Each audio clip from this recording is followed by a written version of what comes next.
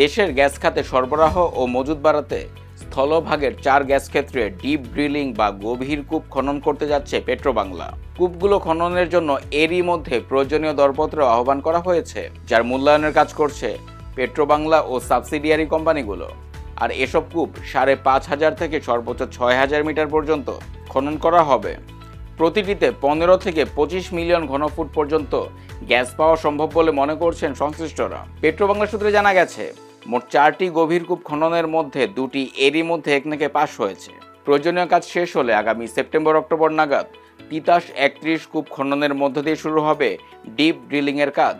পরবর্তী সময় খনন করা হবে বাখরাবাদ গ্যাস ফিল্ডের 11 নম্বর কূপ, শ্রীকাইল 1 ও মোবারকপুর 1। এই বিষয়ে জানতে চাইলে পেট্রোবাংলা পরিচালক ও বাপেক্সের সদ্য সাবেক ব্যবস্থাপনা পরিচালক মোহাম্মদ শোয়েব বণিক বার্তাকে বলেন, দেশে গ্যাসের নতুন মজুদ বৃদ্ধি এবং গ্রিডে সরবরাহ বাড়াতে পেট্রোবাংলা স্থলভাগে গভীর কূপ খনন করবে। এটি প্রথম বড় কোনো উদ্যোগ যার মাধ্যমে এত গভীরে কূপ খনন করা হবে। কূপগুলোর খনন শেষ হলে গ্রিডে গ্যাসের বড় সরবরাহ বাড়বে বলে পেট্রোবাংলা আশা করছে। তিতাস ও বাখরাবাদ গ্যাস ফিল্ডে গভীর কূপ খনন প্রকল্পটি পাস হয়েছে গত রোববার। এতে ব্যয় ধরা হয়েছে 798 কোটি টাকা।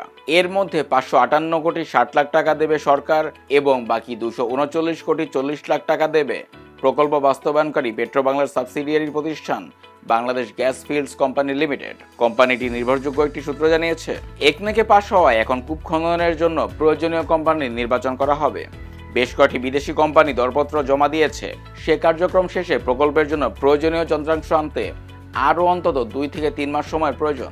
সব মিলিয়ে চলতি বছরের শেষ নাগাদ এসব প্রকল্পের ফলাফল পাওয়া যেতে পারে। প্রকল্পের আওতায় তিতাস 31 ও বাখরাবাদ 11 কূপের গভীরতা যথাক্রমে 5,600 ও 4,360 মিটার। কারিগরি কমিটি ও বিদেশি পরামর্শকদের সুপারিশ অনুযায়ী প্রতিদিন আনুমানিক 25 মিলিয়ন ঘনফুট গ্যাস উৎপাদনের আশা করা হচ্ছে তিতাস থেকে এবং বাখরাবাদ থেকে 10 মিলিয়ন ঘনফুট।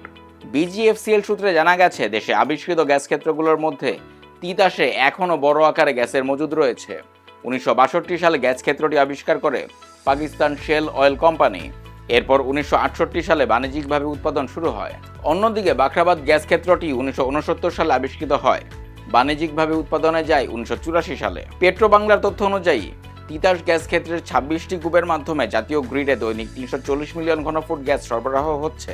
যদিও বিজিএফসিএল বলছে বর্তমানে উৎপাদনে রয়েছে 23টি কূপ। আর বাখরাবাদ গ্যাস ক্ষেত্র থেকে জাতীয় গ্রিডে দৈনিক 40 থেকে 45 মিলিয়ন ঘনফুট গ্যাস সরবরাহ হচ্ছে। মোট উৎপাদনরত কূপের সংখ্যা 7। দেশের স্থলভাগে ডিপ ড্রিলিং নিয়ে বড় আশাবাদী জ্বালানি বিভাগ ও পেট্রোবাংলা। গভীরে কূপ খনন করে বড় আকারের গ্যাস পাওয়া গেলে তা দেশের জ্বালানি খাতের নিরাপত্তায় বড় ভূমিকা রাখবে বলে মনে করেন শীর্ষ কর্মকর্তারা। জানতে চাইলে জ্বালানি বিভাগের সচিব মোহাম্মদ সাইফুল ইসলাম বণিক বার্তাকে বলেন, গ্যাস সরবরাহ বাড়াতে তিতাস গ্যাস ফিল্ডে ডিপ ড্রিলিং করা হবে। এটি বাংলাদেশের স্থলভাগে কূপ খননে বড় কোনো উদ্যোগ।